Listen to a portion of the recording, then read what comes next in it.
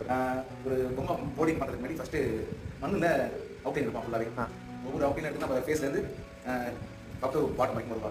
Face clears முடிஞ்சுன்னா அது அப்படியே chest, அதுக்கப்புறம் இது கால் கண்ணு வந்துடுவா. ஒவ்வொரு கிளியர்ஸும் நம்ம வந்து நமக்கு ஏற்ற மாதிரி நமக்கு இருக்கிறது நம்ம பொறுமையாக மேக் பண்ணணும். நமக்கு சில ஃபேஸஸ் வந்து நமக்கு திருப்தியாக இல்லை அப்படின்னா அகைன் நம்ம உட்காந்து அது நமக்கு தேவையான அளவுக்கு நம்ம ஒர்க் பண்ணணும். அதை ஒர்க் பண்ணால் மட்டும்தான் நம்ம ஃபேஸ் வரும். இது இன்னொன்று நம்ம கையில் என்ன கிடையாது. இது பகவான் அவர் திருவள்ளப்படி எப்படி வரணும்னு ஆசைப்படுறா அந்த முகம் அமையும். நம்ம என்ன தான் ஒர்க் பண்ணாலும் வராது. அந்த மாதிரி பண்ணலாம். இந்த மாதிரி டவுட் எடுத்ததுக்கப்புறம் இதுலேருந்து தான் பீசஸ் எடுப்பாங்க எல்லாமே. இப்போ இதோட மோல்டு தான் நர்சிங்கோடைய மோல்டு தான் இது. இதுலேருந்து பீசஸ் எடுப்பாங்க ஃபுல்லாக எடுத்தது. ஓகே, இதுக்கப்புறம் இதை ஜாயின் பண்ணி கார்பன் மிஷின் வந்து அது ஜாயின் பண்ணணும். ஜாயின் பண்ணி 2 days ஆகும் காயத்துக்கு. அதை வந்து ஃபினிஷ் பண்ணணும். அப்புறம் ஜாயின் பண்ணி அதுக்கப்புறம் தான் இப்போ வெயிட்டிங் பண்ணுறேன். ரொம்ப தேங்க்ஸ் பண்ணேன்.